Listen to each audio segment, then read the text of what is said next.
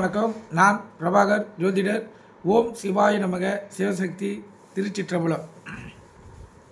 இப்போ நான் என்ன சொல்ல போகிறேன்னா, இன்றைய நாளுடைய நிலைப்பாடம், இன்றைய ராசி பலன் தான் சொல்ல போகிறேன். கருத்து கொண்டு நீங்கள் பயன்பெறுங்க. விசுவாசி ஆடி 9 இன்று வெள்ளிக்கிழமை, ஆங்கில வருடம் ஜூலை 25, 2025. இன்று மேல் நோக்கினால் நட்சத்திரம் இன்று மாலை 5:57 வரை பூசம், பின்பு ஆயிலியம். திதி இன்று அதிகாலை 1:48 வரை அமாவாசை, பின்பு பிரதமை. யோகம் இன்று முழுவதும் மரண யோகம். சந்திராச நட்சத்திரம் மூலம் பூராடம். ராசி தனுசு. சந்திராசனை பொறுத்த மட்டும் ராசியை 50% பாதிக்கும், லக்குனத்தை 90% பாதிக்கும். அதனால் தனுசு ராசி தனுசு லக்குன்னு இன்று கவனமாக இருங்க. வண்டி வாங்கி செலுத்துல மிக கவனமாக செல்லுங்கள். போக்குவரத்து விதிமுறைகளை கடைபிடித்து செல்லுங்கள். எக்காரத்தை கொண்டு வண்டியை இயக்கி கொண்டு மொபைல் ஃபோனில் பேசாதீங்க. வண்டி எடுக்கக்குள்ளே அனைத்தும் சரியாக தான் பாருங்கள். மெயினாக பிரேக் பிடி தான் பார்த்துட்டு வண்டி எடுங்க. தொலைதூர அலுவலகம், தொலைதூர பயணம் மேற்கொள்ளுங்க.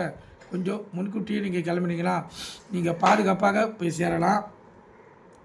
அதே போல் வீட்டிலேருந்து கிளம்புக்குள்ளே அனைத்து உடம்புகளையும் எடுத்தீங்கன்னா பார்த்துட்டு கிளம்புங்க. ஏன்னா சந்திராசனம் அது வேலையை கண்டிப்பாக செய்யும். சந்திராசனை பொறுத்த மட்டும் தடங்கள், அலைச்சல், மன சோர்வு, உடல்வாதிகள், விபத்துகள் இதெல்லாம் ஏற்படுறதுக்கு மெயினான காரணம் இந்த சந்திராசனம் தான். கருத்தில் கொள்ளுங்கள். சந்திராசனம் இருக்கிறவங்க கண்டிப்பாக தங்களை தற்காத்து கொள்ளுங்கள். அதே போல் சண்டை சச்சரவுகளும் ஏற்படுறதுக்கு அதிக வாய்ப்பு இருக்கும். அதனால் சாந்தமாக இருந்து இந்த நாளை நீங்கள் சிறப்பாக கழிச்சிங்க. தனுசு ராசிக்காரர்கள், லக்கணக்காரர்கள். நல்ல நேரம் காலை 9:15, 10:15, மாலை 4:45, 5:45. கௌரி நல்ல நேரம் காலை 12:15, 1:15, மாலை 6:30, 7:30. இந்த கௌரி நல்ல நேரத்தில் புதுமண தம்பதியருக்கு சாந்தி முகூர்த்தம் அமைப்பது, அதே போல் குழந்தை பாக்கி இல்லாதவங்க பயன்படுத்துவது, அதே போல் இந்த கிரக பிரவேசம் வைக்கிறவங்களாம் இந்த டைமை பயன்படுத்தினீங்கன்னா மங்களகரமாக இருக்கும். எந்த ஒரு நல்ல காரியத்துக்கும் இந்த கௌரி நல்ல நேரத்தை பயன்படுத்தலாம். அற்புதமான நல்ல நேரம். அதுவும் நல்ல வாரியில் பயன்படுத்திங்கன்னா சுப வாரியில் அதாவது அபூர்வமான பலனை நீங்கள் எதிர்பார்க்கலாம். ராவகாலம் காலை 10:30 12, யமகண்டம் மாலை 3 to 4:30, குளிகை காலை 7:30 to 9. சூலம் மேற்கு. குளிகைனா மாந்தினா குளிகை. இந்த காலகட்டத்தில் எந்த நல்ல காரியமும் கெட்ட காரியமும் செய்யக்கூடாது. தீவினையே ஏற்படுத்தும். சூளம்னா மேற்கு. கோயிலுக்கு சென்றால் இன்று மேற்கு சைடு பார்த்து தான் கற்பூரமும் விளக்கை ஏற்றணும்.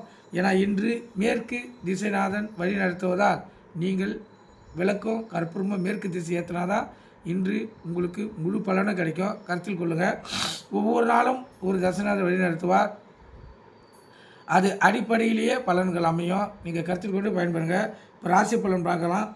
முதல் ராசி மேசராசி. மேசராசியை பொறுத்த மட்டும் எந்த ஒரு செயலை செய்தாலும் முயற்சி எடுத்து தான் செய்தாகணும். முயற்சி திருமணமாக்கும். உங்கள் இஷ்டத்தை குலதெய்வத்தை வணங்கிட்டு இதனால் நீங்கள் செலவு செய்யுங்க. ரிஷப ராசியை பொறுத்த மட்டும் நாள் அற்புதம். இன்பமயமான நாள். உள்ள மகிழும். கணவன் மனைவியுடைய ஒற்றுமை கூடும். அலுவலகத்தில் மதிப்பு மரியாதை கூடும். சக ஊழியர்களும் உங்களுக்கு ஒத்துழைப்பாங்க. அற்புதமான நாள் ரிஷப ராசிக்காரர்களுக்கு. மிதுன ராசியை பொறுத்த மட்டும் நாள் அற்புதம். ஒரு புகழும், ஒரு கீர்த்தியும், ஒரு உள்ள மகிழ்ச்சியும் ஏற்படக்கூடிய நாள் மிதுன ராசிக்காரர்களுக்கு சிறப்பான நாள். கடக ராசியை பொறுத்த மட்டும் நாள் சுமார். செலவுகள், அலைச்சல்கள் அதிகமாக இருக்கும். அதுக்கு அடிப்படையிலே இந்த நாள் செல்லும். அதனால் உங்கள் இஷ்ட தெய்வத்தை குலதெய்வத்தை வணங்கிட்டு இந்த நாள் நீங்கள் செலவு செய்யுங்க. சிம்ம ராசியை பொறுத்த மட்டும் நாள் அற்புதம், சுகமான நாள். இன்று ஒரு இதமான அனுபவத்தை நீங்கள் உணரலாம். அற்புதமான நாள் சிம்மராசிக்காரர்களுக்கு. கன்னி ராசியை பொறுத்த மட்டும் நாள் அற்புதம். ஒரு வெற்றி மேல் வெற்றி கிடைக்கக்கூடிய நாள். எந்த ஒரு செயலை நீங்கள் செய்தாலும் இந்த நாளில் நீங்கள் வெற்றி பெற்று இந்த நாளில் ஜெயிப்பீங்க. கருத்தில் கொள்ளுங்கள். துலா ராசியை பொறுத்த மட்டும் நாள் சிறப்பு.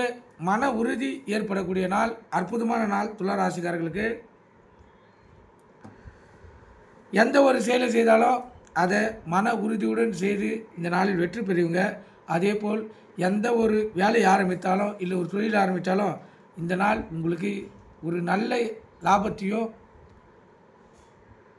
ஒரு மேன்மையான இடத்தையும் ஏற்படுத்தி தரும். அற்புதமான நாள் துலா ராசிக்காரர்களுக்கு.